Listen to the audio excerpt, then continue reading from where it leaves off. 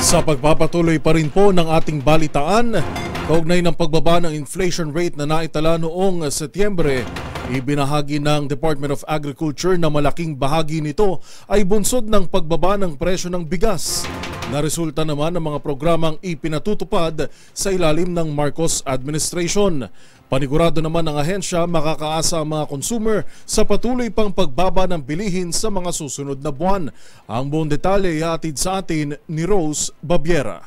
Bumaba ang inflation rate sa bansa sa buwan ng Setyembre. Bunsod ito ng mga programa na inulunsad bilang tugon sa patuloy na pagtaas ng mga bilihin sa ilalim ng Marcos administration, ayon sa Department of Agriculture. Base sa datos ng Philippine Statistics Office, bumaba sa 1.9% ang inflation rate noong nakalipas na buwan. Malaki ang ibinaba nito mula sa 3.3% na tala sa buwan na sinundan nito. Ito na ang pinakamababang rate na naitala simula noong Mayo ng taong 2020. Ayon kay Agriculture Assistant Secretary Arnel de Mesa, malaki ang kontribusyon ng pagbaba ng mga presyo ng bigas sa record na ito. Ito ay buhat aniya ng mga programa na ipinatupad ni Pangulong Bongbong Marcos. Kabilang dito ang pagbaba ng rice import tariff mula 35% hanggang 15%. Dagdag pa riyan ang Rice for All program ng pamahalaan sa mga Kadiwa Center kung saan mabibili ang 29 pesos per kilo na bigas.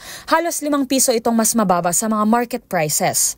Base sa monitoring ng DA, inaasahan pang mas bumaba ang presyo ng bigas sa mga susunod na buwan dahil sa government intervention. Ayon kay De Mesa, kasalukuyang naglalaro sa 42 hanggang 45 pesos ang presyo ng bawat kilo ng regular at well-milled rice na imported. Target ng DA na mapababa pa ito sa 30 pesos per kilo. Bukod sa intervention ng pamahalaan, ang rice export restriction ng India ay isa rin sa mga salik na nakakaapekto sa patuloy nitong pagbaba. Siniguro naman ng DA na hindi maapektuhan ang presyo ng bigas at ng mga gulay dahil sa pananalasa ng bagyong Juliana. Agad din anyang nakatanggap ang ahensya ng direktiba mula sa Pangulo na magpadala ng tulong sa mga magsasaka na naapektuhan ng pananalasa nito lalo na sa Ilocos Norte.